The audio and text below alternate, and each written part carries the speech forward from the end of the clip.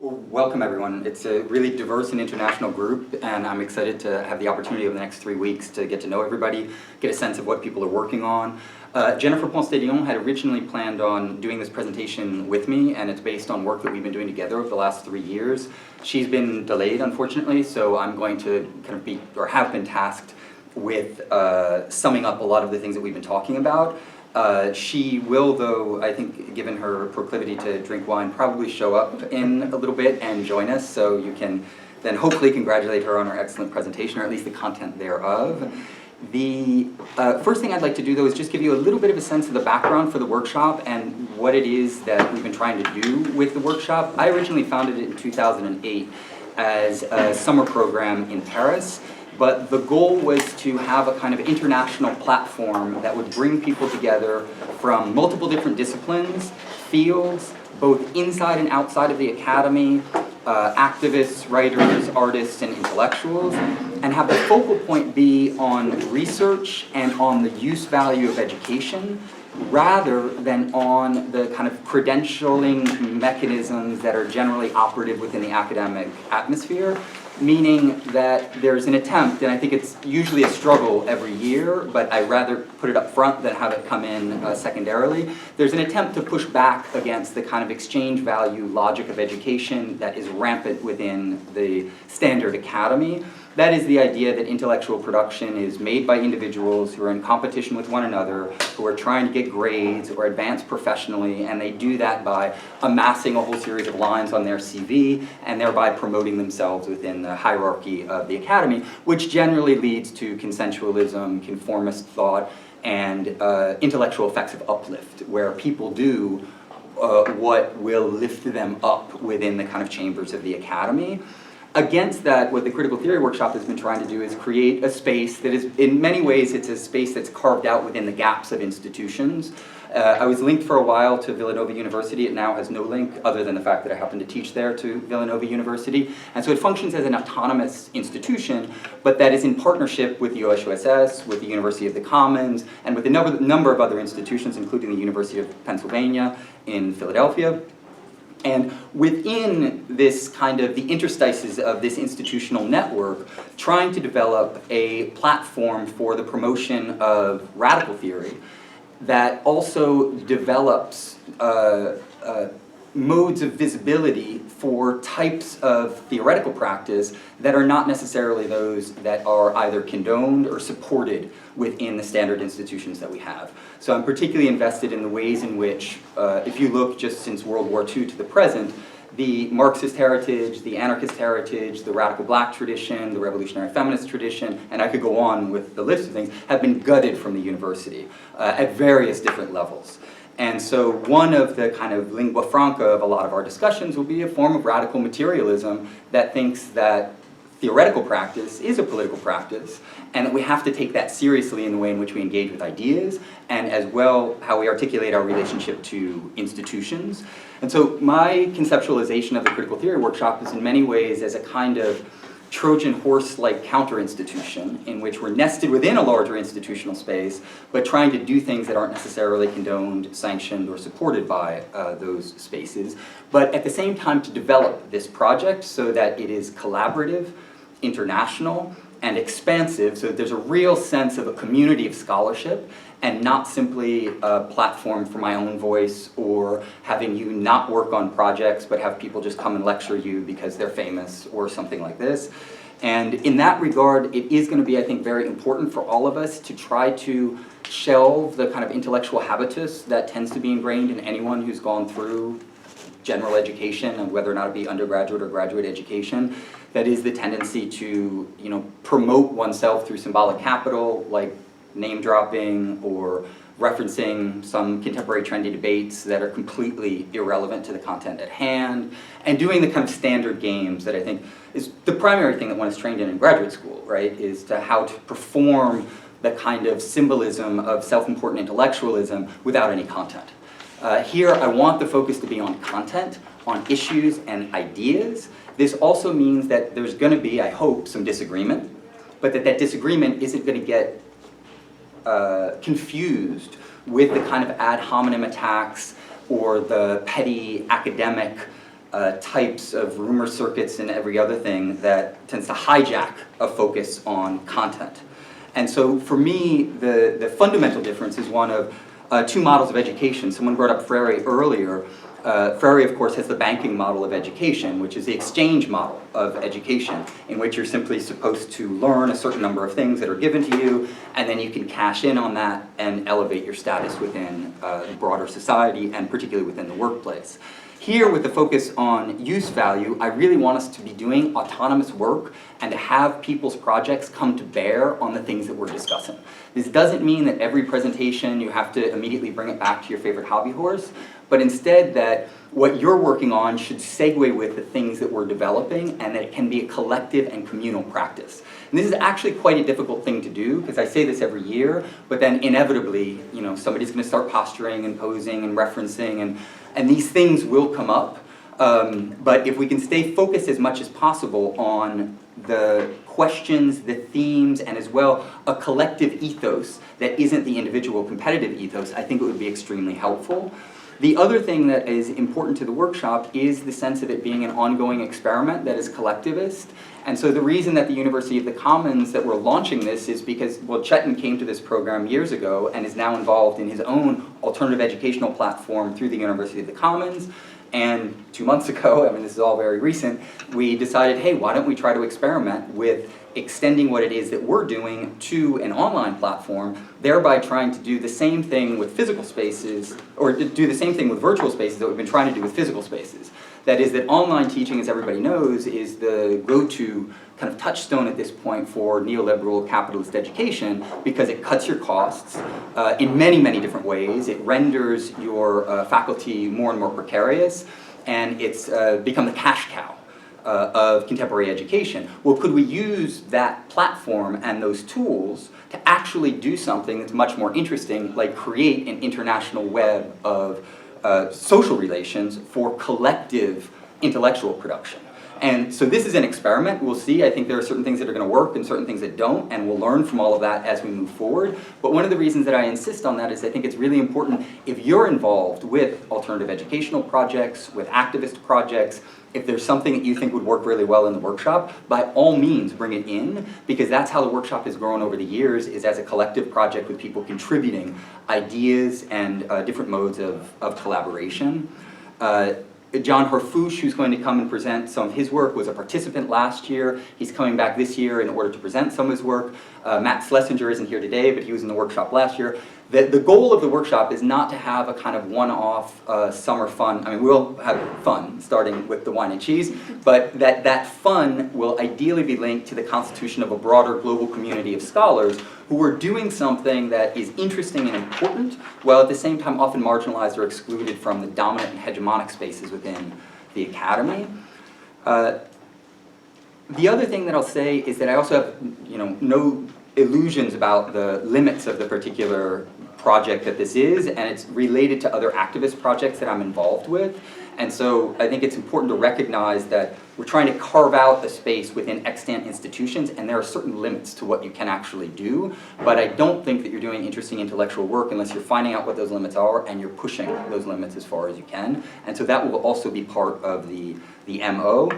I might say a little bit something more about the Unit Commons initiative, because it's also related to some of the things that aren't immediately visible, at least on the website, or the various things that we've done with the Critical Theory Workshop.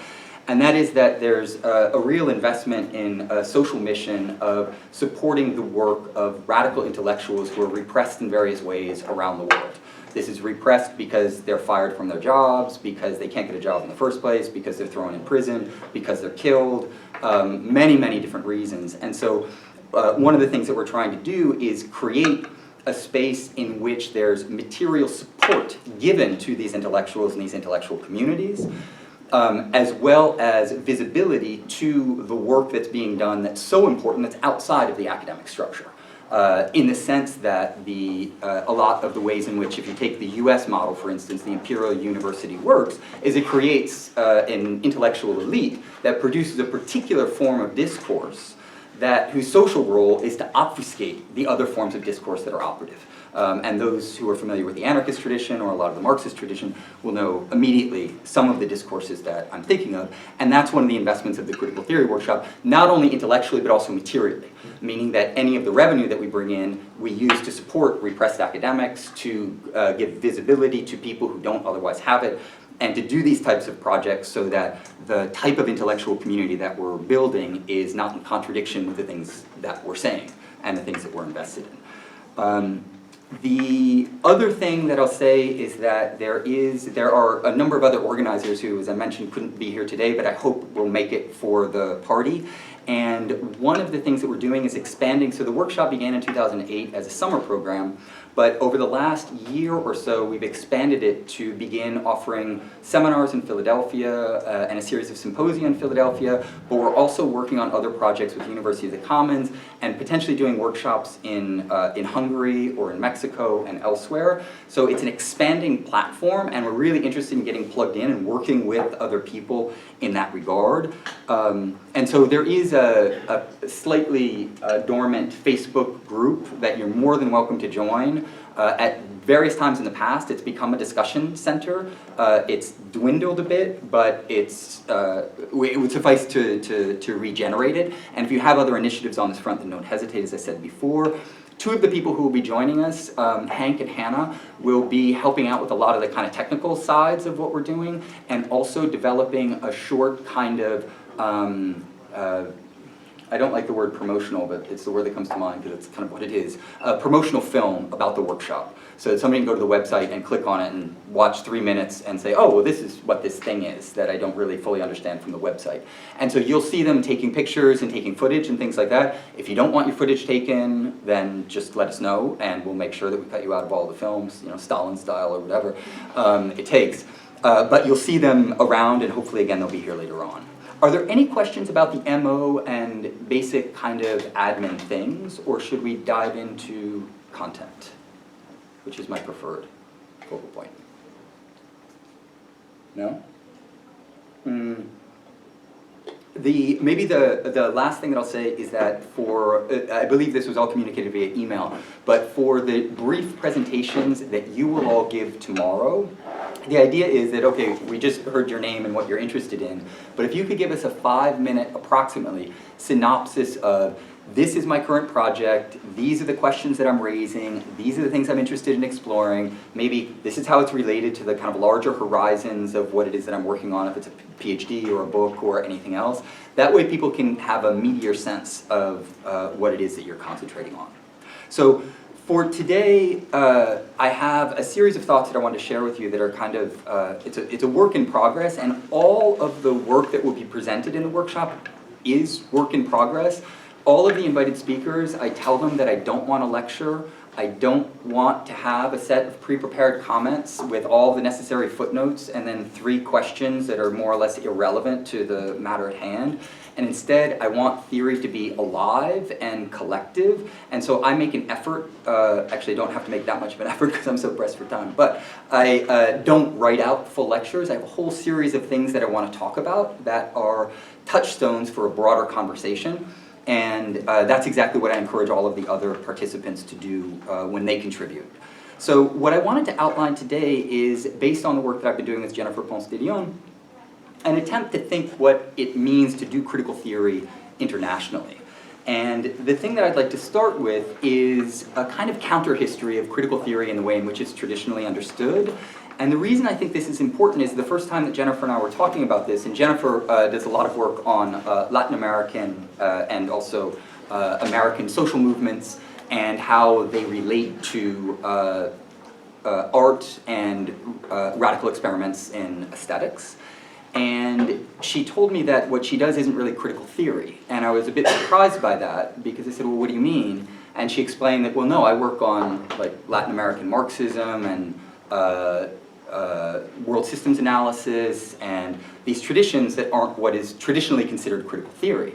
And that made me think that, well, of course, one of the ways in which the term critical theory operates is that the market has been cornered terminologically by 2 major traditions. First and foremost is the Frankfurt School. And so when people hear the term critical theory, they tend to think of the Frankfurt School tradition of critical theory. And then there's a more expansive notion of critical theory, which is usually driven in various ways by the contributions of French theory, meaning the theoretical production of the 70s, 80s, and more or less up to the present, figures like Derrida, Foucault, Deleuze, etc., Lacan, and that this is this kind of more expansive notion of theory. And I'd like to say a little something about both of those traditions. The first is that critical theory, in the restricted sense of the term, emerged out of the Marxist heritage. And the Frankfurt School was originally called, that was at least one of the debates internally, it was going to be called the Institut für Marxismus. It was an institute for Marxism. This was in the interwar period on the heels of the successful Russian Revolution and just after the failed German Revolution. And so the idea was to create an autonomous institution that wasn't dependent on the university, that had external funding, that would allow for a kind of Marxist think tank to emerge. But the early Frankfurt School, the first generation of the Frankfurt School, decided that the Institute for Marxism would be too provocative of a title, and so they changed it to the Institute for Social Research. But it shows at least what tradition it was emerging out of. Lukács, of course, was involved in one of the very first debates that led to the founding of the Frankfurt School. What is interesting about the first generation of the Frankfurt School is that in spite of the fact that they come out directly of the Marxist heritage, there is a way in which they redefined, in many ways, what some people call Western Marxism or cultural Marxism. And they did it in such a way that there was a drift, slow but steady, away from revolutionary praxis, anti-colonialism, anti-imperialism, and in the direction of a kind of investment in theory as a focal point for Marxist reflection.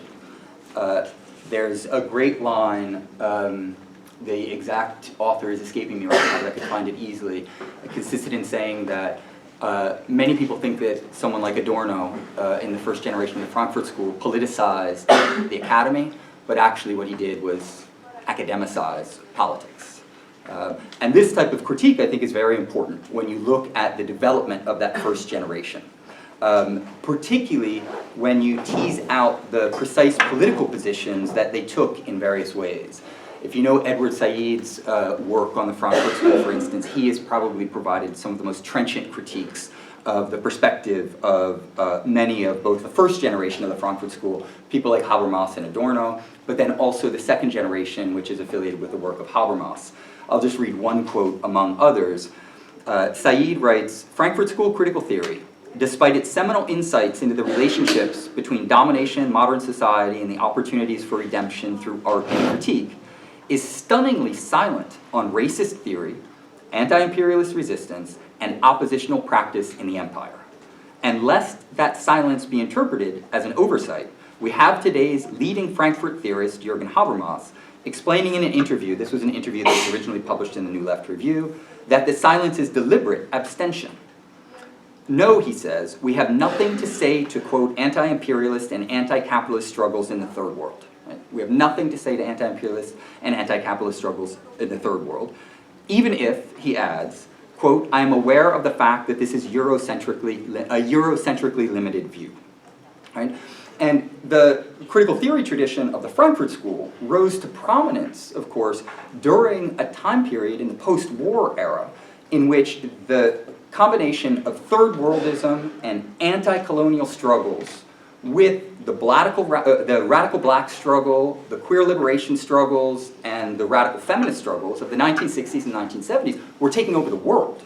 So conjuncturally, they were situated in a position in relationship to social movements that's highly problematic, to say the least, and probably most of you know about the work towards the end of the mid to late 60s when the student movement really heated up in Germany. Habermas, of course, famously referred to the students as indulging in left fascism. Adorno liked this claim and thought that the students were using the same tactics as fascists and refused to identify the fascist elements that were actually operative within German culture at that point in time and within the established German Republic. And in that regard, one of the things that I'd like to highlight is that the term critical theory, in being used only to index this particular type of tradition is also doing a lot of political work that is often rendered invisible if you don't know what those histories are, because what it does is it polices the left border of acceptable critique. And it says that if you're doing critical theory, what you're doing is something akin to an academic version of speculative Marxism that is not necessarily invested in revolutionary politics, social transformation, or anything of a harder left sort. And this is a political project, and I think a quintessentially important political project for understanding the theory industry in the 20th and early 21st century. One of the reasons that that's important is that you see a very fundamental bifurcation within the history of Frankfurt School critical theory, because the left end of critical theory, the one that has been severed from that tradition, did develop, and it developed in a very specific way. You see it through the work of Marcuse in the late 1960s and the early 1970s, who became, in many ways, the spokesperson for the New Left, even though he rejected this term, but he was supportive of the Black liberation movement, he was supportive of the Panthers, he was supportive of anti-colonial movements, he was supportive of radical feminist movements, etc., etc. And one of his most important students, Angela Davis, was a Black feminist communist. She's never referred to as far as I know, correct me if you've ever seen a reference to Angela Davis as being part of the third generation of critical theory. Because the story that's often told is there's the first generation with Adorno and Horkheimer, second generation with Habermas, and now we have the third generation with people like Nancy Fraser, Sheila Benhabib, Axel Honneth, Rainer Forst, etc. Angela Davis, given the kind of leftist bifurcation coming out of the Marcusean heritage, is almost systematically left out. And I would refer you to the major works, the historical works on the Frankfurt School. Martin Jay refers to her as a controversial and provocative communist organizer. Right? Not a theoretician, not someone invested in prison abolition, but a controversial figure. And so it's not just that there's the political policing of that left border, but clearly there's a gender and racial element that is invested in preserving a kind of Eurocentric, white male heritage of a speculative form of Marxism. And I want to flag that as something that we should not simply condone and accept as the lingua franca of what critical theory is. And I would extend this as well to, actually one of the readings that we made available I think is very good on this, the Syed Dogan article. He says on page 111, and it's interesting because he's not someone who as an intellectual would be immediately legible as a critical theorist, because there's not an affiliation with this patrilineal and now matrilineal heritage that you get in 3 generations of the Frankfurt School. He says, while the Frankfurt School rethinks the place of theory in the unity of theory praxis, which is based on the primacy of practice, they are on the wrong track by trying to recover theory's independence, right? And he really goes after Adorno for this, and particularly a later essay by Adorno where Adorno tried to justify his lack of involvement in the peace movement, the anti-imperialist movement, the student movement, the anti-capitalist movement in general, by claiming that the most radical position today was a theoretical position that recognized that one should not be invested in practice because we're not in a revolutionary conjuncture. In that regard, I think that there's a... Oh, and Syed Dogan is a she. Thank you for the correction, Chetney. That, I think, is a very important kind of corrective to standard historiography of critical theory. The next thing that I wanted to add to that, and I'll say a lot more about this later so I won't get into it too deeply, is that critical theory in the expanded sense of the term is often used in order to refer to some type of critical engagement that is injected with various forms of French or Francophone-inspired modes of theory. Right? So this can be Derrida and Foucault proper, but it can also be Spivak or Dussel or other members of a kind of globalized version of critical theory in its expanded sense that takes its intellectual reference points from French theory traditionally understood. Right? So Levinas for Dussel, Derrida for Spivak. You go on with the examples of kind of lining these figures up in various ways. And one of the things I want to explore in a later presentation is the ways in which canonized French theory, particularly as it's been operative through the US Academy, has focused on the promotion of a type of theoretical production that cuts off the more radical and revolutionary strain that you had prior to the emergence of French theory. So you have a standard progressivist narrative that is used in order to say that, in short, Sartre and Simone de Beauvoir and these kind of existentialist people, they were a little simple and just focused on their own individual angst and freedom, and we all know that freedom is more complicated than that. And that what emerged with French theory was a much more sophisticated mode of analysis. And what that tends to do is take someone like Beauvoir, who was a self-proclaimed columnist for a significant portion of her life, and certainly a Marxist, and situate her as being old school, not sophisticated, not complicated, etc., doing the same thing with Sartre, and then sidelining figures like Castoriadis, Daniel Guérin, a whole list of others who are invested in a radical theory that's actually directly engaged with transforming the world in various ways. And so I want to just mark this for future conversation, because there is a tendency to affiliate French theory with some type of political radicalism that's largely due to a false historical analogy, and that is that French theory emerged out of '68 and is somehow bound up with the movements of '68. The standard French theorists were either not involved in the movement or radically opposed to the movement, and in many ways, if there was any influence that can be charted out, it's in inverse. They learned from '68. Foucault is a great example of it. Foucault was radicalized by '68. He was actually involved in the governmental reforms, signing them. We have signed documents by Michel Foucault, because he was an administrator, that the students were protesting against. After '68, in the late '60s and early '70s, you have the most radicalized Foucault that you'll ever get, and then he withdraws from that and follows the intellectual trajectory of a lot of the anti-totalitarian new philosophers who were much more focused on quote-unquote totalitarianism and not critical of American imperialism. And so not invested in the peace movement, the anti-war movement, the student movements, etc.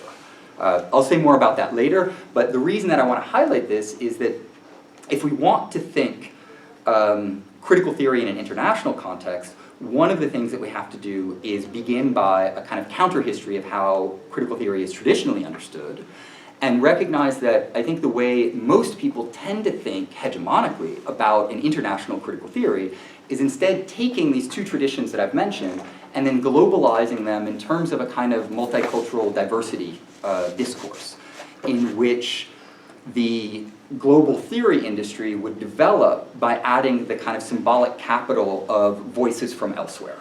And what's important is not necessarily the content of what people are saying, but the fact that they would represent a voice from elsewhere. And so there's a kind of representational framework that is not the same as the actual content of the political discourses that are being articulated. I could say a lot more about this, but one of the reference points in the work that Jennifer and I have been doing on this is the work of Silvia Rivera, who has identified how decolonial theory in the United States acts as a kind of form of triage that identifies what Latin American theory is acceptable and palatable within the US system. And the palatable elements tend to be those that can be easily assimilated within vulgar multiculturalism and its contemporary extensions in various forms of identity politics, but are devoid of class analysis and an account of contemporary capitalism. And so in that regard, there's, I want to make sure that the way I want to understand the international aspect of critical theory is not in terms of the tokenism of the kind of diversity industry of the faux globalism that functions in perfect harmony with global capitalism. Go to McDonald's in Chile and get avocado. You know, you get your little cultural difference anywhere you go in the world. It's a marketing strategy. And it's no different in high culture than in low culture, in spite of the illusions that one might have about how these different discourses and practices operate. So I'd just like to conclude these more kind of negative comments with two basic hypotheses. One is that the left border of critical theory has been historically policed. And it's been policed to make sure that when people say critical theory in the academy, what they mean by that is a form of critical work that is not identifying capitalism as a global system of oppression and exploitation that goes hand in hand with modalities of racialization, gendered relations of power, and a whole series of other attributes. And that policing of the left border is important to identify, and it's something that I don't only want to identify, I want to push back hard against. And the second kind of operative thesis is that international theory or critical theory is not simply a global diversity initiative developed independently of political content. Instead, it's one in which agency, community, and struggle are recognized as integral to the very practice of theory.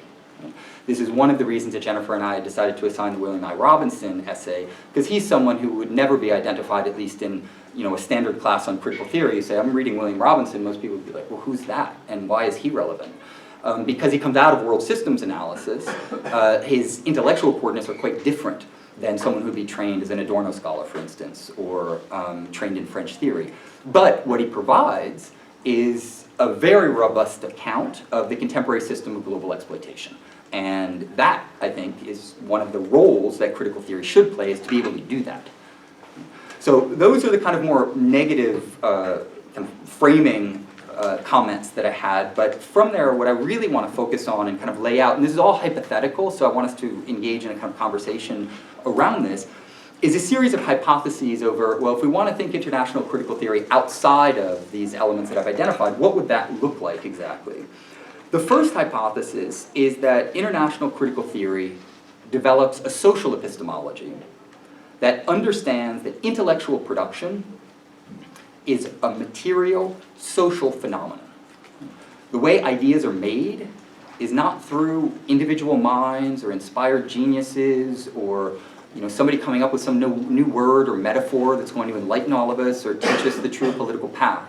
These are all forms of idealism, as Althusser would identify them. Instead, intellectual production is a social and material factor, or it's socially and materially constituted. And what this means is that intellectuals themselves are a socially forged category, and the institutions of which they are a part play very specific socioeconomic roles. In Althusser's vocabulary, which I'll get to more in a moment, they serve to reproduce the relations of production. Right? That's their social role. The relations of production are such that we need many different levels. In the contemporary world, we have the transnational capitalist class, which is the tiny, tiny group that actually rules everything. But underneath that, you need the managerial classes that regulate hegemonic rule. These are the journalists, the intellectuals, the professors, the well-known artists. All of these people play a fundamental role because they are the vehicles for the hegemonic ideology that tends to dominate the majority of society. And beneath that, you have different strata of the working class. And very importantly today, you have the mass of the population, which is a surplus population.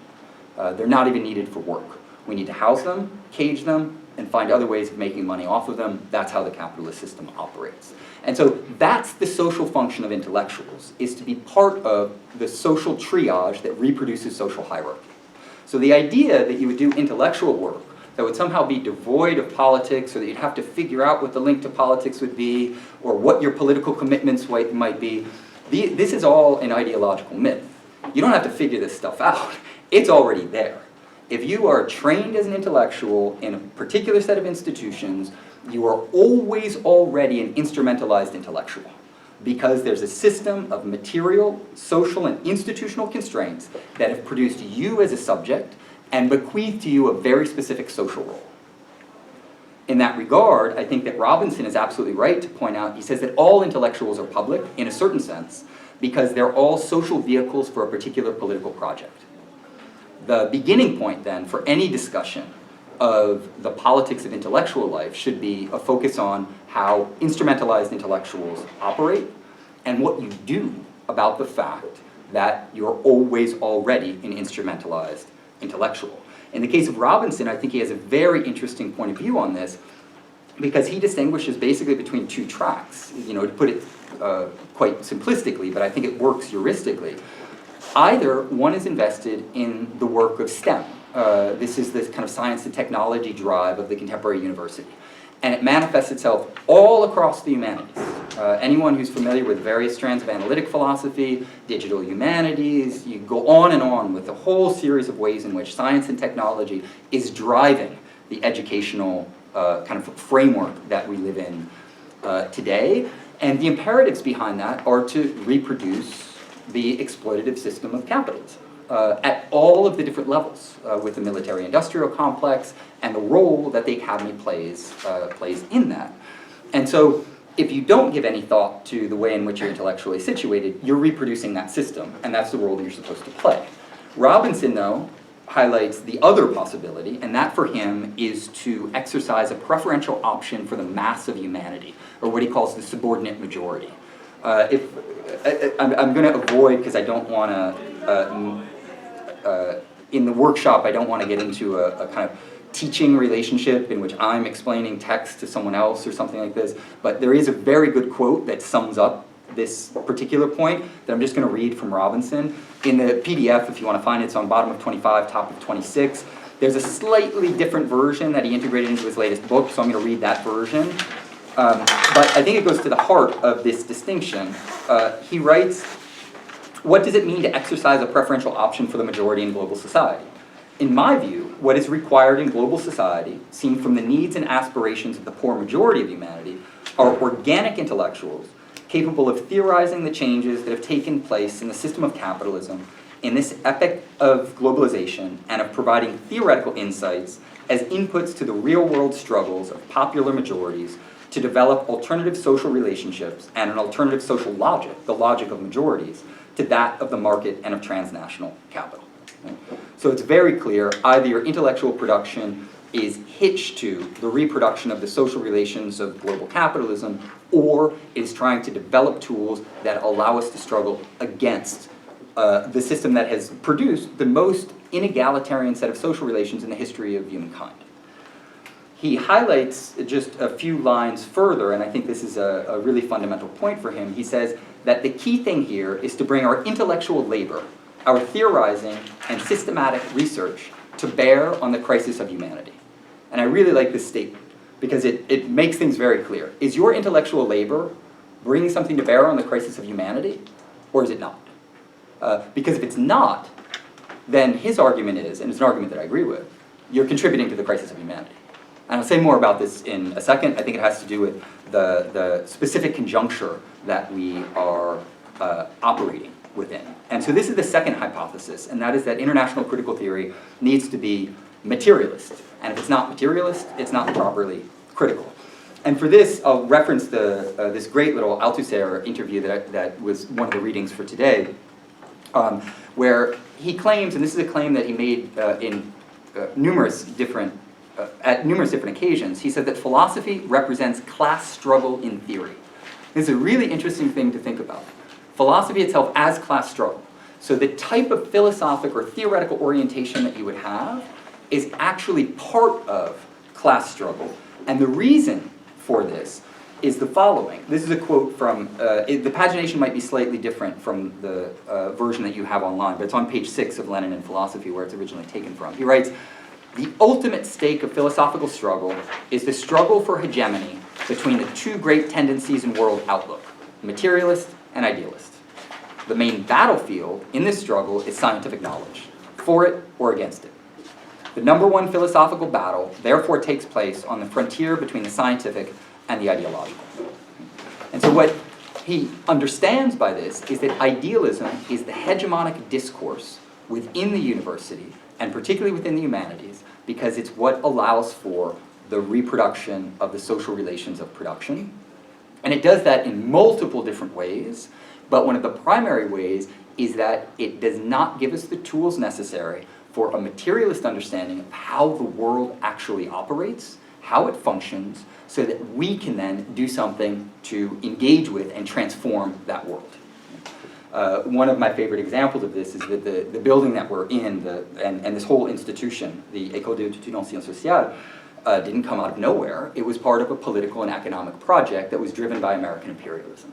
The American administration, particularly the CIA, was very, very preoccupied with the strength of the leftist intelligentsia in Western Europe at the close of World War II for one very good reason, and that is that they're very good at fighting fascism because they just won war, the Second World War, and they were anti-capitalist.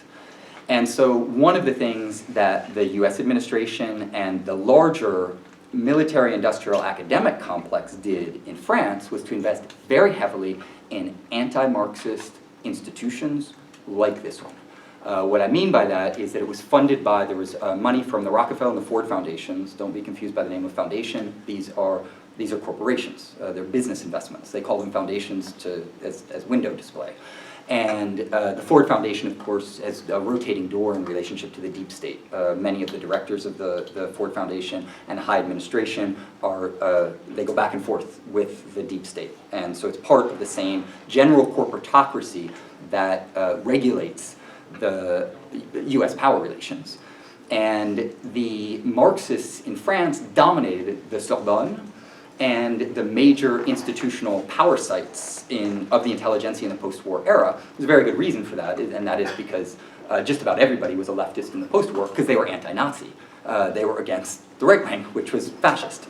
And the US investment at that point in time was to make sure that the hard left was killed and was replaced by the consensual liberal left that they refer to as the compatible left. And the reason it's the compatible left is because it accepts capitalism. It's compatible with the reign of global capital. And so in funding an institution like this one of the things that they did is they gave money to Fernand Braudel, who's one of the founders of the Annales School and a very renowned historian, and had a kind of agreement with him to make sure that he would police the left border of who was hired and who received funding. And he explicitly agreed to make sure that certain funding didn't arrive in the hands of the one or two communists who happened to actually be in the institution at that point in time. And so this immediate institutional setting is structured in that way. And so we don't have to look very far to find this relationship between what a materialist analysis would give us of this institution versus an idealist analysis, which would just consist in saying, well, Derrida taught here, and Bourdieu taught here, and Roland Barthes taught here, and these were all brilliant people, and they gave us all these theories, and look at things kind of from the top down instead of from the bottom up. This is also, the materialist account is also important because it actually looks at how intellectual production really functions and at what the stakes of intellectual production are. So I'll reference this F.G. Dogan article again, because she highlights the enormous repression of academics in Turkey. She writes, since July 2016, more than 120,000 academics, teachers, and civil servants have been dismissed by statutory decrees of law enacted during the state of emergency. 7,916 of them are academics, 460 of whom are from the Academics for Peace, and 33,990 of them are teachers. Right? So this control of intellectual production isn't simply something that operates based on the logic of the carrot. Right? This is what this institution represents. You build an anti-Marxist institution, and then you assume that people will come because they're drawn to the carrot. It also functions based on the stick, and that is that you literally beat people out of your various institutions. And if you're familiar with the history of the Red Purge in the United States, it's incredible the number of people who were, and McCarthy is the tip of the iceberg. It's a whole series of other things, including the California plan, in which they kept running lists of anyone involved in any leftist activism so that they could target them so they wouldn't even get a job, so they wouldn't have to fire them in the future. And so the material stakes, I think, are also very, very high in understanding what intellectual production, what type of intellectual production is condoned and what is condemned. The third kind of working hypothesis is that critical theory of an international sort has to be holistic and systematic. It needs to reject the disciplined knowledge regimes of intellectual Taylorism. Because within the standard academy, this is how we're all trained to operate. That just as under Taylorism, you're supposed to bracket your vision of how the factory works and only focus on putting a bolt on a particular part as it comes in front of you in the assembly line. In the academy, micro-specialization tends to lead to a focus on the marginalia of the marginalia of the marginalia, so you're producing these like the fourth text on a primary text that only people understand if they've read all of these other texts. And in doing that, people are intellectually trained in such a way that they might be very astute, brilliant people, but their intellectual capacities are harnessed to a project that does not allow them to see how the system actually functions. And so micro-specialization is an ideological project. It's so that you don't see the factory of ideas. And international critical theory, I think, needs to be focused on the factory of ideas. How are ideas actually produced? What are the institutions producing them? How do they circulate? How are they promoted? Where are they promoted? Why are they promoted?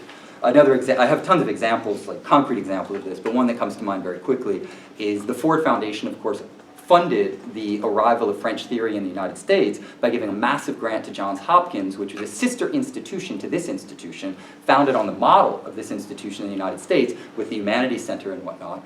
And who was invited? Well, all of the French theorists, except for the Marxists, who were persona non grata in the United States because they were either card-carrying members of the Communist Party or had been affiliated with a Marxist heritage in various ways.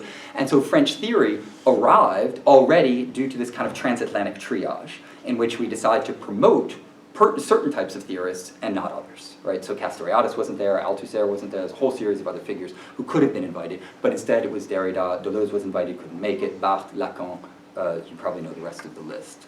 So a holistic and systemic analysis takes seriously the original critical theory project of needing to develop tools to analyze society in its totality, which means aesthetics and cultural analysis, economic analysis, politics, sociology, anthropology. All of these different disciplines need to be marshaled in order to try to understand how the world functions as a totality. That is also important because we live in a holistic system. The economic system of global capitalism, of course, has now drenched the entire population in its ether, and more than its ether, more its kind of death gas of sorts. And everything is united in that way. And if you don't have that global vision, then you're caught within kind of parochial versions of, or limited perspectives on, a larger systemic framework. The fourth hypothesis, and I think Robinson on the holistic front is particularly good. He's very clear about that we need a roadmap for how all of this works. And then we can go in and do individual studies, but those individual studies are modalities of specialization that are integrated into an overall framework, right? So it's not micro-specialization, it's the kind of the specialization that is plugged into systemic modalities of knowledge production. The fourth hypothesis is that critical theory of an international sort has to be radically historicist. What I mean by that is to recognize that everything that exists, if it be materials, ideas, physical beings, objects, institutions, languages, etc., is historical through and through. Historical in the deep sense of the term. Homo sapiens comes out of other life forms. Planet Earth is historically forged. The universe is historically forged. You can open up the infinite timescale and go all the way back, and you won't find a beginning point unless you theologically project it, which you can do and is often done. The reason I think that this is important is that if you recognize that everything is historical through and through, then you have to accept the proposition that whatever has been made can potentially be remade. The institutions that we have, the economic relations, the modes of intellectual production have been produced by people and the practical inert of various institutions, and therefore can potentially be remade in various ways. But radical historicism is also invested in trying to understand the specificity of historical conjunctures and develop maps for what is unique about our world and what do we have to do in order to transform it in various ways. In this regard, I think that our conjuncture is particularly, like the urgency of radical theoretical work could not be more important than in a conjuncture like our own. One of the reasons that I say this, Robinson alludes to some of this, is that if you look at global inequality and the world that we live in, and this is the world produced, it's the end of history, right? But in the true sense of the term, the kind of apocalyptic end of history that's produced by neoliberal capitalism and all of its kind of historical endeavors. It's the world in which the richest 1% of humanity controls more than half of the world's wealth, and the top 30% of the population controls more than 95% of global wealth. So we have a kind of three tiers. The transnational capitalist class, which controls over half of global wealth. Then this kind of global middle class or up sector that can survive, find jobs, and kind of scrape by. But the mass of humanity, between 70 and 80%, are this surplus population that is being destroyed by global capitalism. 70% of the population have to make do with less than 5% of global wealth, right, of the world's resources. What this means, just to put it in perspective, is that 80% of the world's people live on less than $10 a day, The poorest half of the global population lives on less than $2.50 per day, and more than 1.3 billion people live on only $1.25 per day. So that's the world that we're living in. That world is also a world in which approximately 821 million people suffer from malnutrition, and approximately 700 million from a lack of drinkable water. And according to a UNICEF and UN study, 6.3 million children died in 2017, but it's the same every year, basically, from treatable causes. These can be diseases or lack of access to water, drinkable water and things like this, which is basically a child every 5 seconds. So that's the world that we're living in.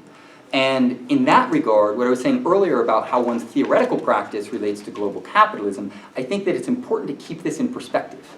Because when one gets very invested in micro-specialization and climbing the academic ladder, what one is participating in is the kind of rites and rituals of this 30 to 20% of humanity that can survive, and not doing what Robinson claims we should do, and that is being invested in the importance of this surplus population and taking the perspective from below. Because one can actually marshal the relative power that one has within this system if one is lucky enough to be within this 20 or 30% and do something with it. The other reason that I think this is important is that it's very easy, particularly within liberal ideology or certain understandings of globalization and things like this, to forget that the reason that this is the case is that we're living in a global civil war.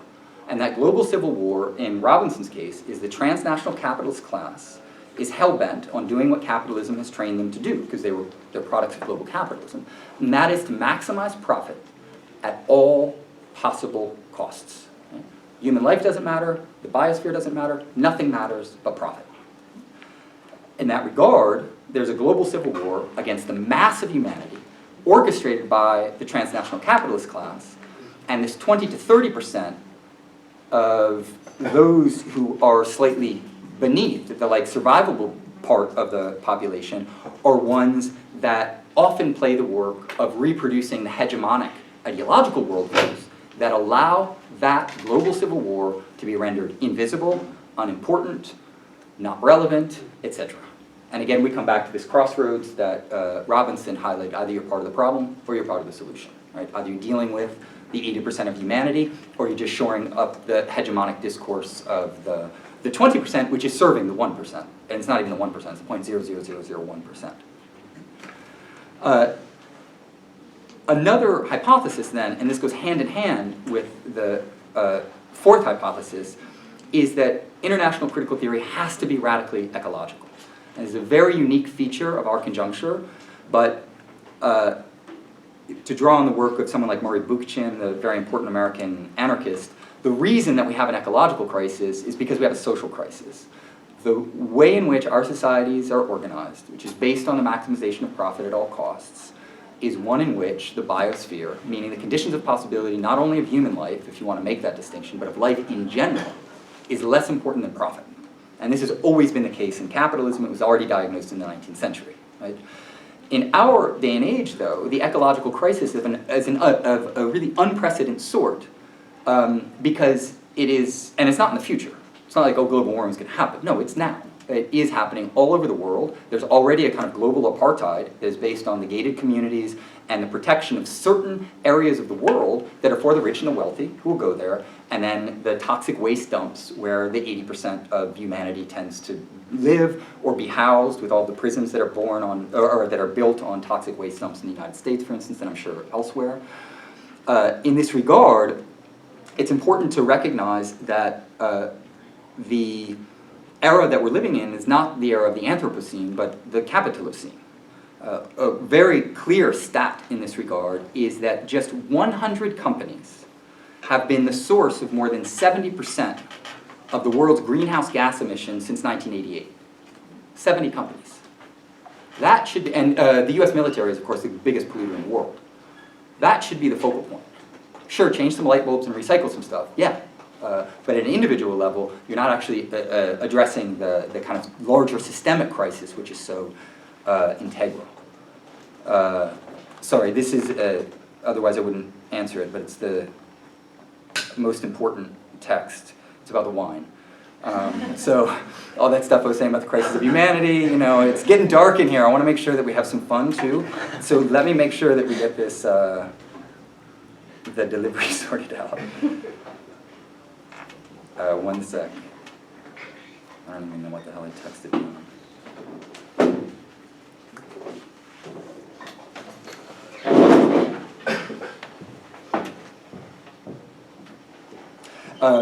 But I don't want to go on too long, so I'm just going to bring in these other points really quickly because I want to have some points for discussion and then get on to the wine and cheese. So I'm going to go quickly on these next 2 points.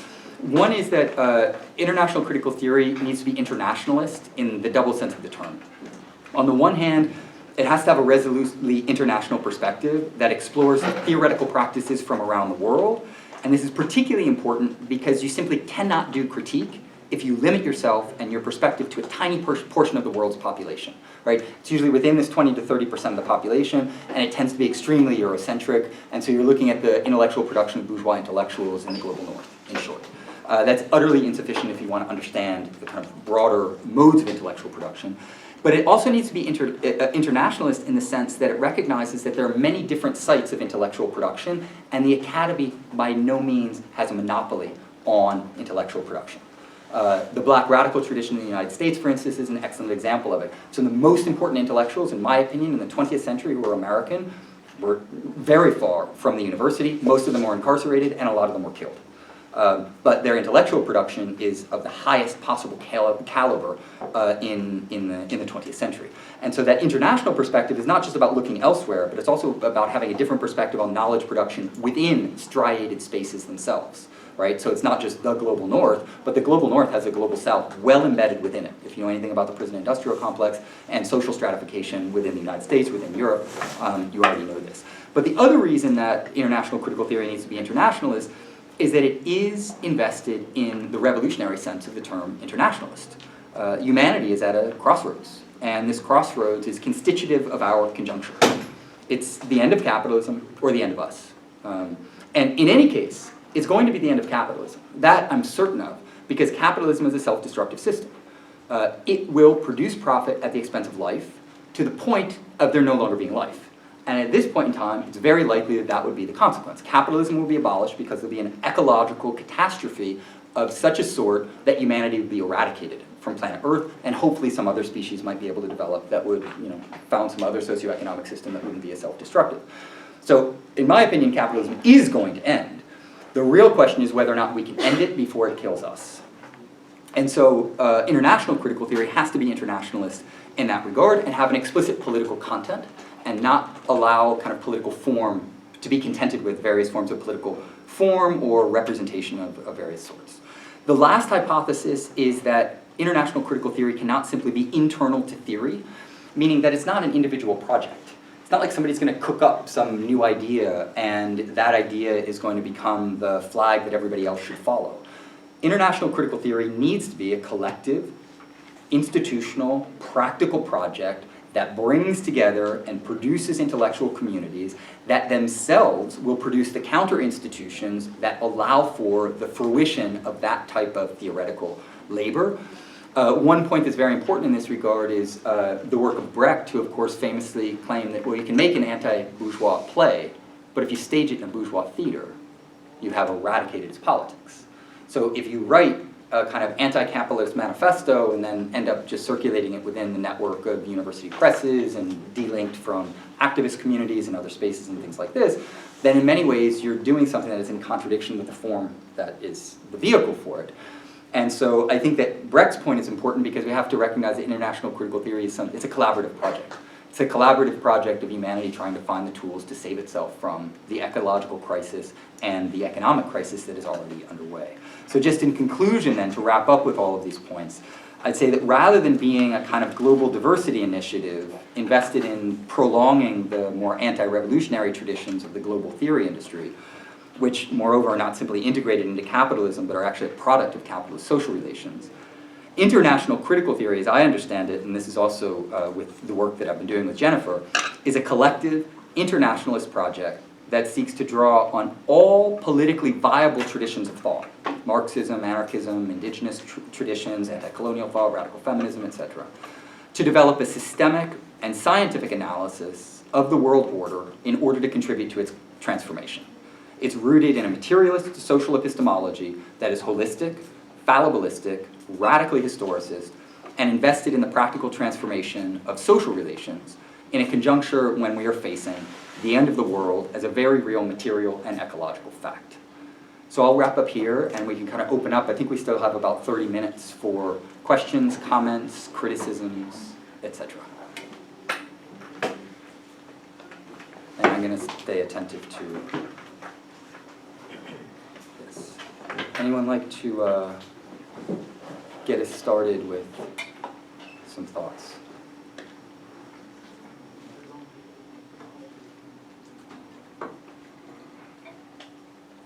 Yeah. And maybe because we're still all familiarizing ourselves, just a first name so that we can begin to get to know everybody's name.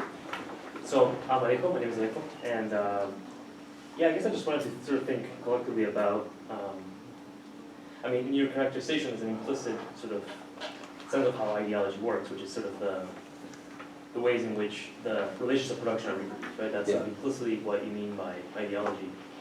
And that there's a specific function that the sort of, let's say, professional intellectual, to use that term, right, that, you know, maybe most of us play in that reproduction, right?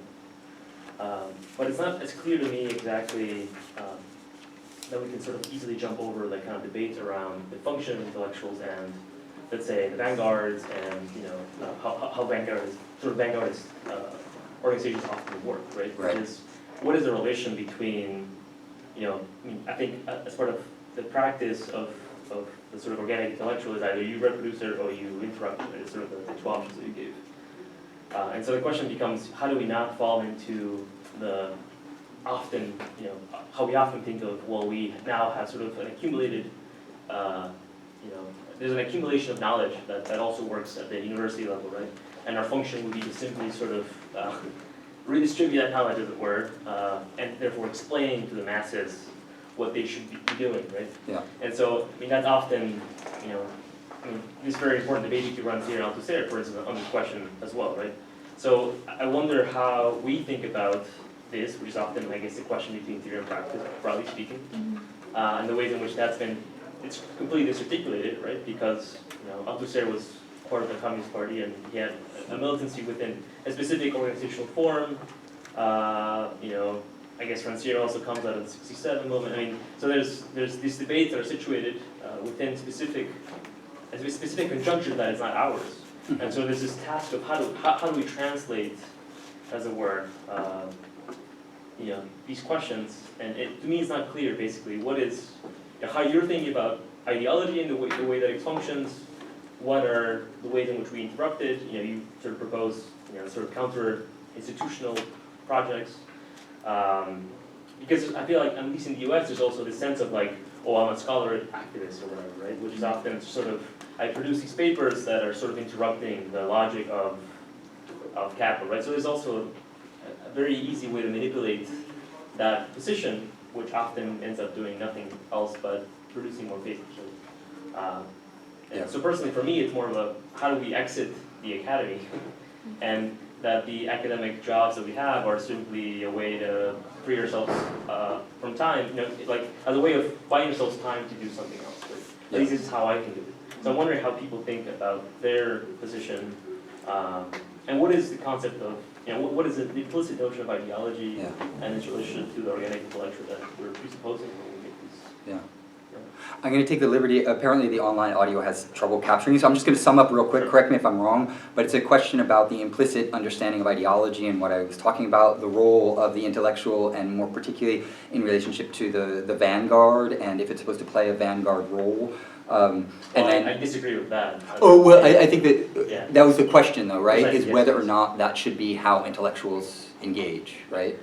I would say a few things. One is on the question of ideology. I have been developing, coming out of Althusser and others, a kind of compositional understanding of ideology, because I don't think that ideology is just a set of false ideas. I also don't think that, in Althusser's sense, it's just that you participate in a set of practices and then the beliefs come after participating in the practices. I think that we need to understand ideology as a compositional social mechanism by which the very layers of our being are fabricated out of the social tissue. What I mean by that is from day one, when we're born, there are values, affects, worldviews that are layered onto us. Some of them are anchored very deeply, like in our libido. Some of them are much more peripheral and superficial, like our, maybe our misunderstandings of global politics or things like this. But that there's all of these different dimensions to our ideological composition, and that ideology critique cannot therefore be one of an instantaneous kind of consciousness raising in which you'd see the light and you'd have your road to Damas meeting and moment, and then the Messiah would appear. On the contrary, you have to do the hard labor of recomposition. And what that means is recomposing not only thoughts, but also beliefs, values, affects, and this goes very, very deep down. In fact, I think it's pretty much a bottomless pit. Castoriadis has this great line where he says a society can make anything out of a subject, but with one, it has to give the subject one thing, and that is du sens. It has to give it meaning and direction, right? So that as socially composed agents, we're oriented in various ways, and we have certain meanings given to us. And ideology critique, for me then, is the collective project of recomposition. And I also think that's why education is so important, and radical education in particular, because it's the process by which we collectively push back against the compositional formatting of ideology. Concerning the vanguard, of course, there's an enormous debate on this. I don't think that there's a blueprint for the relationship between intellectuals and mass movements. I think that there's a lot of different experiments that have happened over time that we need to learn from, and that to multiply our agency, we also have to be attentive to the specificity of particular conjunctures. So when the Black Panther Party in the United States defined themselves as the vanguards of the revolution and took that to mean that they were going to model new modes of social relations in which they cared for poor people by giving them education, and poor black people in particular, of course, giving them food, giving them security and protecting them, that was a vanguardism that was, it's modeling something. It's modeling a lifestyle for someone. And it's saying, yeah, we fucking have power because we have guns as well. And that's a very important way of modeling things. So a vanguardism, that this traditional understanding of it is that, well, these are just intellectuals who are going to seize power, tell the masses what to do, etc. Even Lenin isn't that simple. It's much more complicated in that regard. And so I do believe in a strategic specificity that is conjunctural.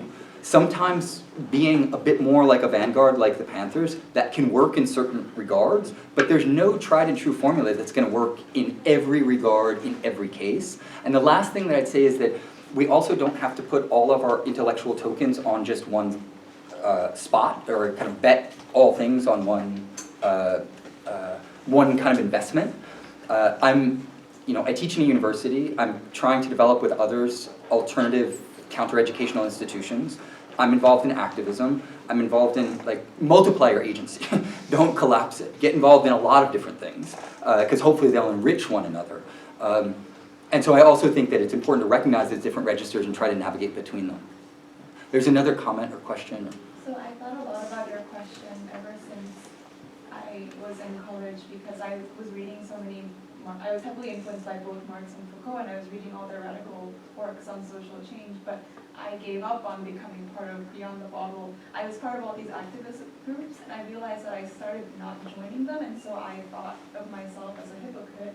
And there was someone in grad school who kept asking me what my politics was, whether I was too tamed, and I couldn't answer him. But recently I found, I think I have a better understanding of what it is that I'm doing and how I'm participating in social change as an intellectual. So I thought maybe since you're asking for concrete thoughts, I could give you, share with you what I think my role is as an intellectual in the academia. First is to, I think, do theoretical work to challenge the categories that are being used to think about politics or to critique politics. So, for example, Rancière is often used to think of the Gilets jaunes or other social protests. But I also think that Rancière, just as he provides us with some conceptual categories, he's very limiting in his categories that prevents us from seeing what it is that is happening out there. So I think one thing that we can do as theorists is to critique the concepts and the categories that are circulating every day in our everyday discourse, to think about what they mean, what they're limiting, and how. And I think that is one major role that I think doing to contribute to social change in expanding our boundaries of thought. And the other thing is more content-oriented. So I was fortunate to TA for a class called Prisons, and this professor, and there were a lot of people who came to this course, and she was basically giving lectures explaining to the students how the prison system in the US is fundamentally related to race and how it's a problem with race. So I think that kind of material can help us and the students to better understand some of the issues of capitalism and empire.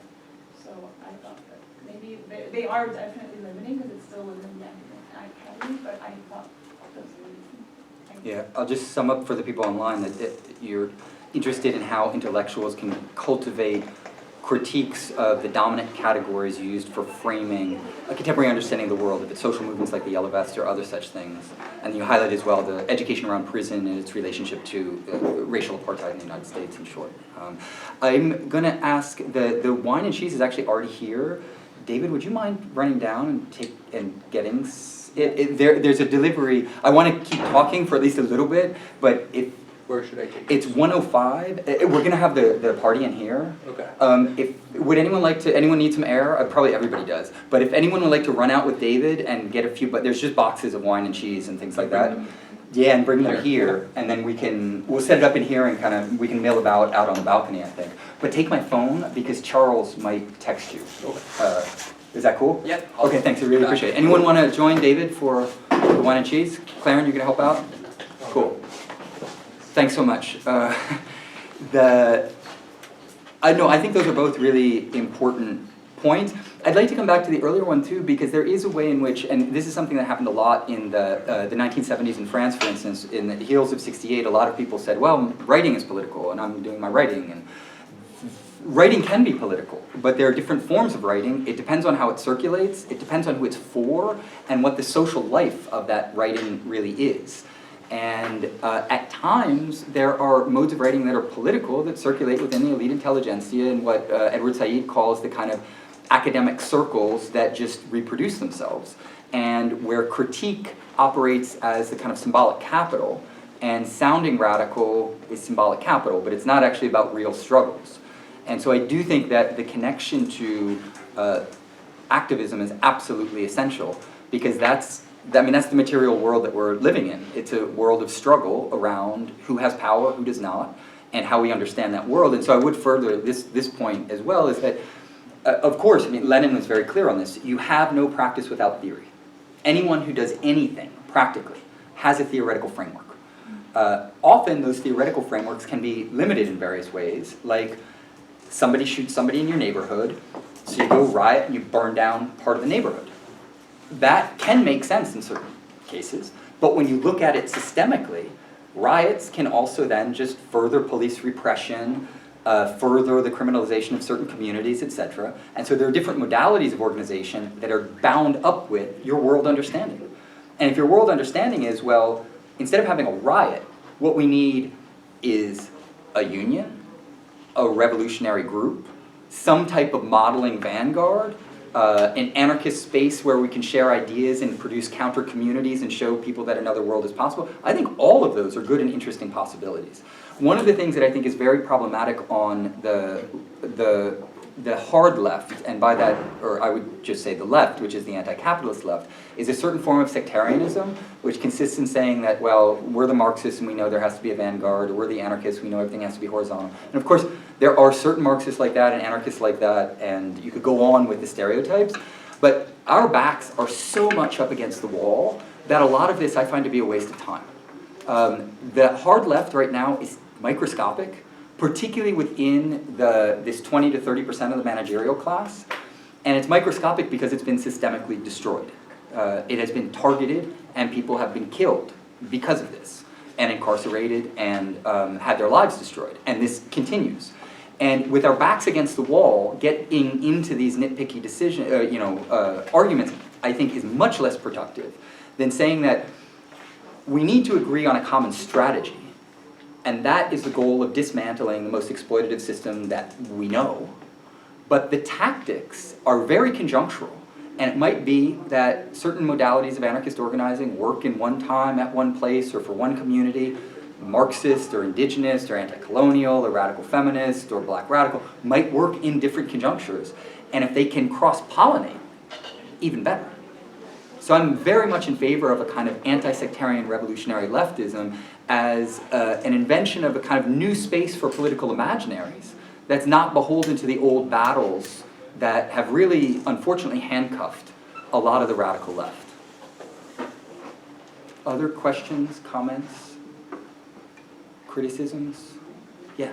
I'll throw in some things. I guess I should just warn everybody, since I'm the oldest, my contributions will always start with back in my day and end up with get off my lawn. It's good, you just own the grandpa discourse. Yeah. It comes Yeah. somewhere, and there also will be somebody who'll understand, especially on that one.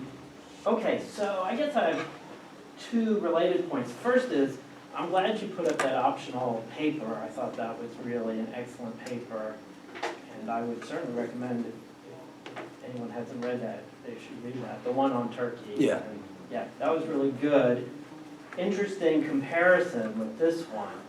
Now, a problem that's raised in that paper, of course, is anti-intellectualism, Yeah. which Williamson doesn't, Robinson. Yeah. I'll also talk about jet lag a lot. He doesn't mention that, and I think that's related to your question about the role of intellectuals. So my second point then has to do with your discussion sounded to me in some ways very different from Robinson's paper on a key point. And that is, I read this paper as he doesn't take these alternate radical traditions seriously at all. That he says, look, there's the Marxist theory, and of course we want to work with everybody, but it's everybody else. You just find your place in our material theory. Mm-hmm. And you know, especially this slam at the end concerning postmodern identity, right? That was kind of like established it. Anyway, so I raised that as a concern. If one thinks of, so I'll use the word intersectionality because that's the word everybody uses, and I know later in the week this will come up and we'll be discussing this at length. If one takes that seriously,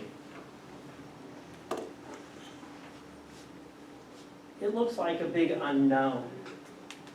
There are many different systems of exploitation. There are many different hierarchies. How they fit together is what is being worked out and needs to be worked out. Whereas Robinson gives the idea that no, it's all kind of known. Now, if it's all kind of known, or the most important thing is known, right? It's going to be a different role for intellectuals than if it's the big unknown. Mm-hmm. The environment especially. Mm-hmm. Right? Nobody can, I mean, I totally agree. Something radical is going to have to be transformed in terms of economics. There doesn't seem to be any question about that. Again, the question is it kind of known what is going to be transformed and how it should be done, or is it a big unknown? And again, so I guess I would throw that out there. Okay. Just to sum up for the people online, it's the question is regarding Robinson and the Marxist orientation of his analysis, and whether or not there's different systems of oppression, or in fact a kind of knowable framework of capitalist exploitation within which these different systems of exploitation or oppression could be understood. I think that my own perspective is that it's not a matter of everything being known or unknown, but that there are, and this is what I appreciate about Robinson. I mean, he's very clear. He's a Marxist coming out of the world systems tradition. And the world systems tradition developed as an attempt to understand global capitalism in all of its kind of tentacles of extension around the world. And so he's very upfront about that. He's also dismissive of the idea that there would be kind of different systems of oppression in which capitalism would just be one form of oppression amongst others. And I think the reason for that is a very clear historical reason, and that is the rise to prominence. I mean, you see this very clearly in the US Academy in the 1980s and 1990s, of a certain discourse around diversity, difference, inclusion, etc. And these discourses, Naomi Klein has a great line on this in No Logo, but other people have, Henri Giroux has a good take on it, I think, as well. These discourses are not incompatible with capitalism. On the contrary, capitalism is a system that functions based on the endless differentiation of consumer products. And so the more difference there is, usually the better it is. And what he's doing is drawing a hard and fast line between the economic materialist modes of exploitation and then the kind of superstructural modalities that relate to that, right? So it's a pretty classic distinction between superstructure and infrastructure.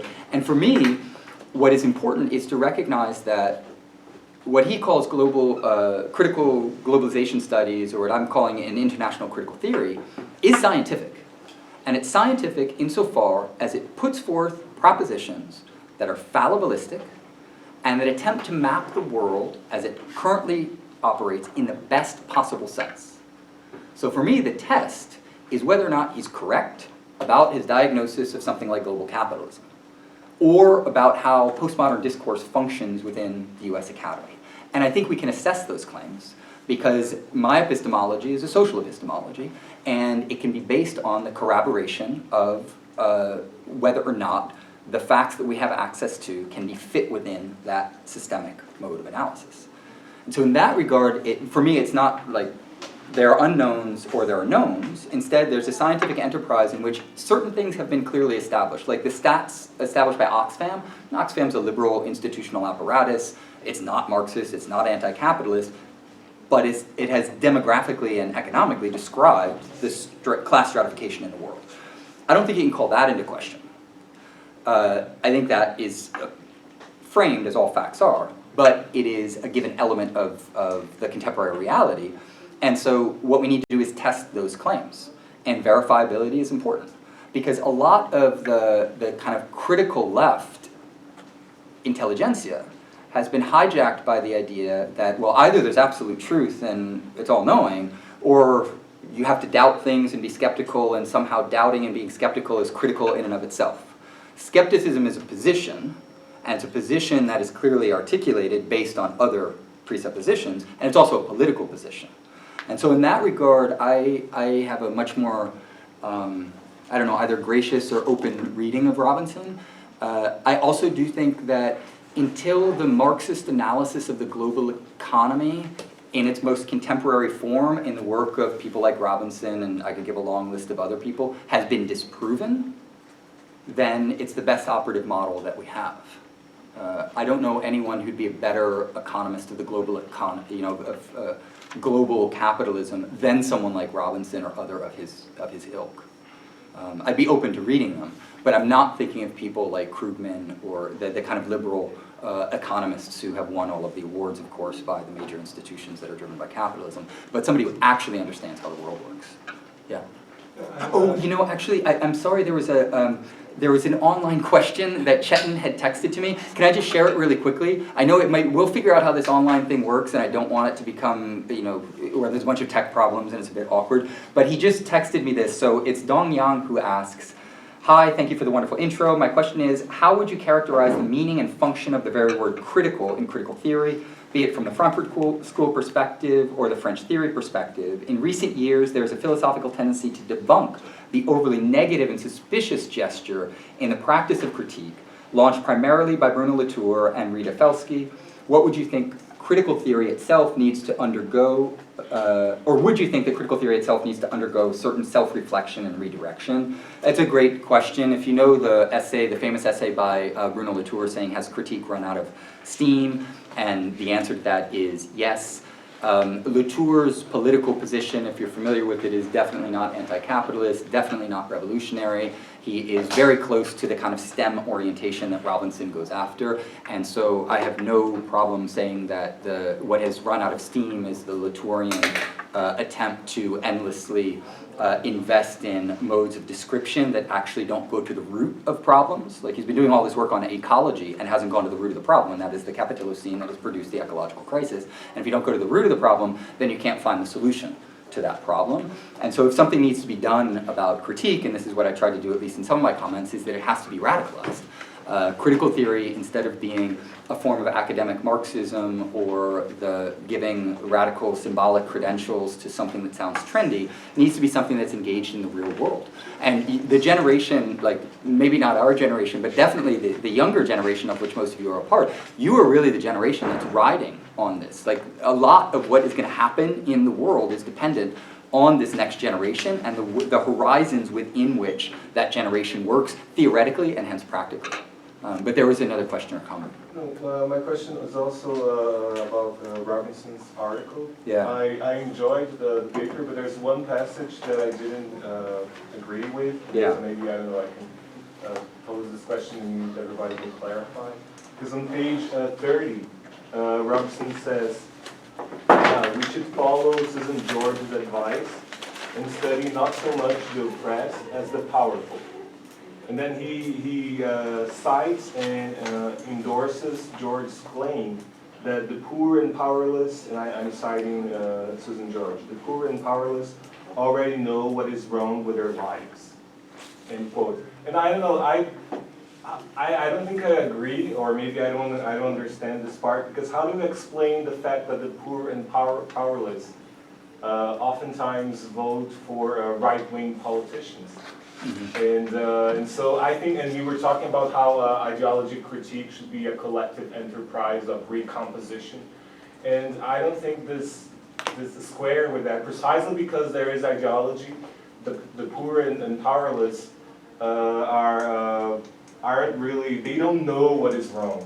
Yeah. Not all of them. Of course, I'm not implying that the intellectuals should be like the vanguard who will tell the poor and powerless what they should do. But I think, I don't know, this part of the text, I don't agree with this part of the text, and this is only my impression that I want you to hear. And also I think another part that is hard, precisely because this work of recomposition that we should do, that he doesn't contemplate in this passage of the text.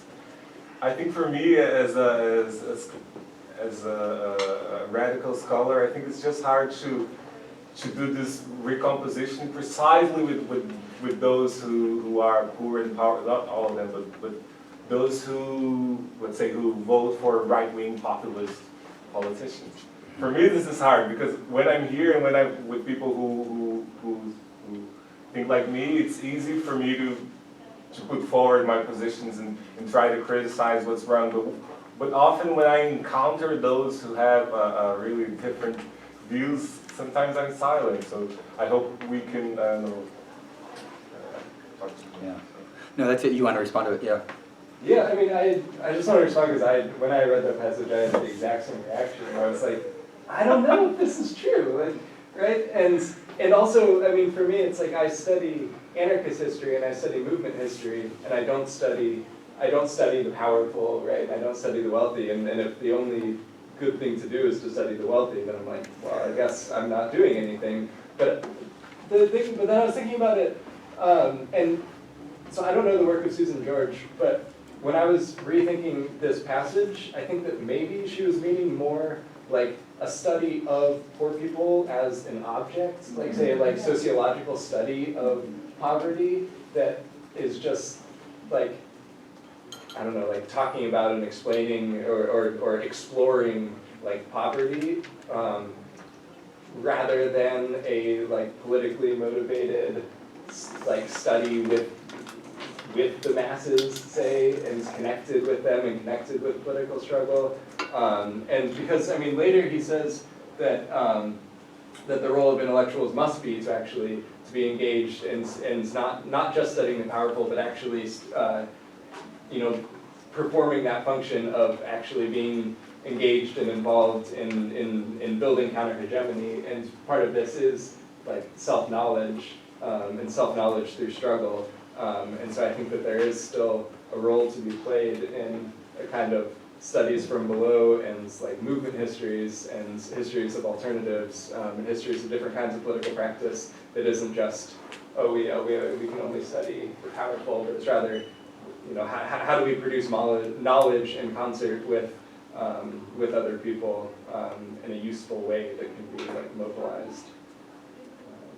I think those are both really good points. Just to sum up, it's about this, the Robinson's point of whether we should study the wealthy or study the poor and the powerless. I was also struck by that passage. I didn't quite get why that was the case, except for that maybe the powerful are the ones who make the world that we live in and that condition what the possibilities of everyone else are. So they're the real estate owners, the institution owners, they're the reason that we have certain banks, that we can travel in certain countries. They control everything. The global carceral state, you could go down the list. And so all of our lives are regulated in very fundamental ways by this transnational capitalist class. And so I think that that's the reason that he really wants to focus on them, because they're the world makers, in short. But I agree with what both of you have said, that and I don't think, knowing his kind of Marxist orientation, he actually is, he wasn't, he didn't come up as a kind of academic in a traditional sort. He worked for, I believe, a decade as a journalist in Nicaragua and is very invested in bottom-up struggles and the voice of the people. So I don't think there's any doubt about like he's not a top-down kind of academic Marxist, if you will. And so I think he must have meant something else by that, like, you know, the poor know that they're poor and that they're oppressed, and that what we have to do is diagnose the system that has produced them as poor, so that everybody, the poor and everybody else, can understand that. But I think it's a really important point, because it relates to some of the earlier points about, well, what is the role of theory? And one of the things that he seems to be giving us is that, well, theory can provide us a coherent systemic map for understanding global power relations. And that's pretty, like, I wish I was educated that way. I'll take that. Because then you know how these mechanisms actually operate, instead of it being obscured and either incomprehensible or run into a kind of numbers game in which the global economy just seems like a whole series of things that are too complicated to understand, which is also part of the ideology of contemporary economics, of course. Yeah. And also about this part, like the poor and the powerless already know what is wrong with the life, this kind of part, and let me think about ideology. Yeah. And case of like ideology, like when you're born, and this kind of like ideas input in your mind, and like capitalism, like case you social law, and like you are poor, and you like the social like common sense, like let you know like you work harder and you get money. Yeah. But this kind of like make people like forget, like for example like racism, like this kind of like bad, like common sense is like black people are like inferior and like bad. But like this kind of like is from capitalism and colonialism. Yeah. Because they want to like exploit their like maximize the exploits, so they do this kind of thing. But people never realize the essential problem. So they just think like, because I'm poor, so if I can have a job, maybe it is better than my father or my mother, because of like they are slave, they don't have a job and they don't have pay. But and also about the global civil war, that part, I was thinking about like, maybe it's kind of like each country or each like race, they want to maximize their exploits, so battle and this kind of thing, but they didn't realize the essential problem. So about that part, I was thinking about like, cause like the poor and like lawyers part, they don't really understand the problem, so they will hate others, kind of like racism or like nationalism. Yeah. Cause like the some like white and lower class, they will hate. Maybe it's like black people steal my job, Asian people steal my job. This kind of thing is also about capitalism, but they don't. About the upper class, they don't, because the academic and education stuff is from they give to us, so Right. it's hard to. Yeah. I mean, there's a lot in what you said, but I think there's very important points. One is how the modern system of racism is developed as a modality of racial capitalism. There's excellent literature on this because it's it's a social triage that allows you to divide the working class and have the black people, the people of color, the immigrant classes, etc., that then play a particular role because they could be underpaid, allocated to certain jobs, become a surplus population, etc. And one of the things I think is very informative about Robinson's understanding of national borders is that borders themselves, they play an economic role. Like, we actually don't need borders. There's no need for them. It doesn't really actually make much sense at a lot of different levels. But one of the primary functions that they serve is to divide the working class, so that you constantly have immigrant populations from impoverished countries that are often impoverished due to the global war economy driven by the US imperial machine. And that allows for the creation of the immigrant class, and the immigrant class is no different than the rest of humanity, except for that they're allocated to a certain standing within the capitalist system of social relations. And so racialization and class stratification aren't somehow separate things. And there's excellent work, Adolf Fried, Rosario Sanchez, there's many people who have detailed this. And nationalism is also, it's another thing that I like about his perspective, is because many people are still thinking in terms of nation-state battles and things like this, and what he clearly shows is that, no, the people who rule the world are global. The people who invest in these major investment firms, they come from all over the world. And they use nation-states for their particular endeavors, because you need this constant rejuvenation of primitive accumulation, and the wars allow for that, because you destroy people's economy, you tap into their natural resources, etc. And so states are actors mobilized by the transnational capitalist class for the ends of profit. And that perspective, I think, is true. I don't think you can disprove that in any way. And the last thing I'd say, maybe this will echo with some of the earlier comments, is that Rosario Sanchez has this great distinction that she introduces between positioning and positionality. She says that positioning is how we are situated materially and economically.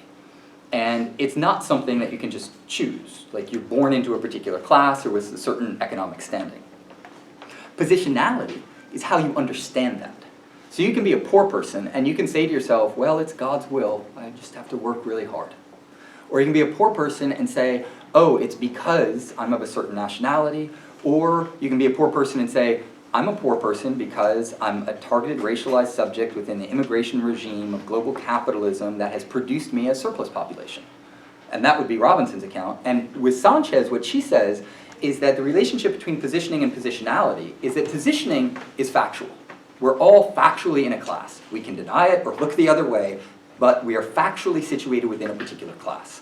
And class is complicated. We'd say a lot about, it has to do with wealth, inheritance, what type of family, what type of culture you were born into. There's a lot of things. It's not just what's in your checking account. It also has to do with race and what kind of economic affordances certain races allow you and what ones you're not allowed. But that relationship to positionality, meaning how we understand it, is one that's largely based on education and the discourses that one has available to oneself. And this, I think, is really interesting, because her modality of ideology critique, coming back to the earlier comments, is one in which she says, you can be born into a world where you're poor and destitute and you think it's God's will, or you think you deserve it, or whatever. But through education, you can change your positionality.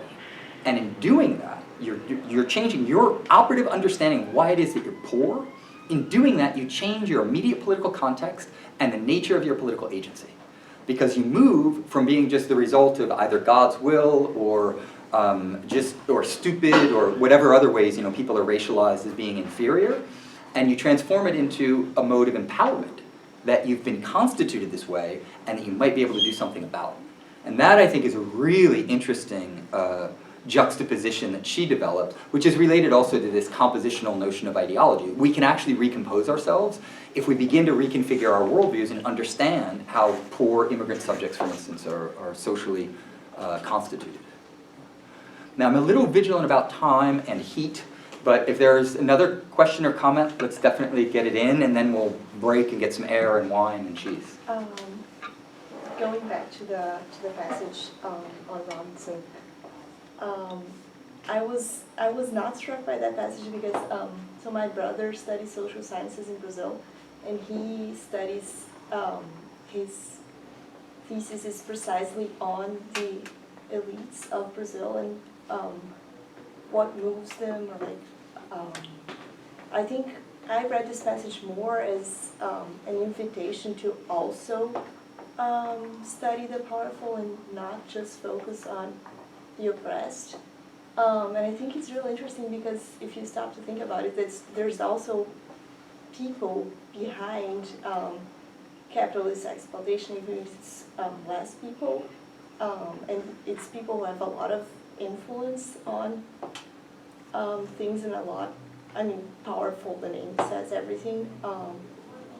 And it's just fascinating to me how, like, why shouldn't we be thinking about changing the positionality of these people and also inviting them into dialogue with us instead of just sort of regarding them as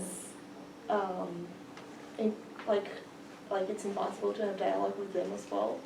And by them, you mean the transnational capitalist class? Or, Yes. okay, yeah.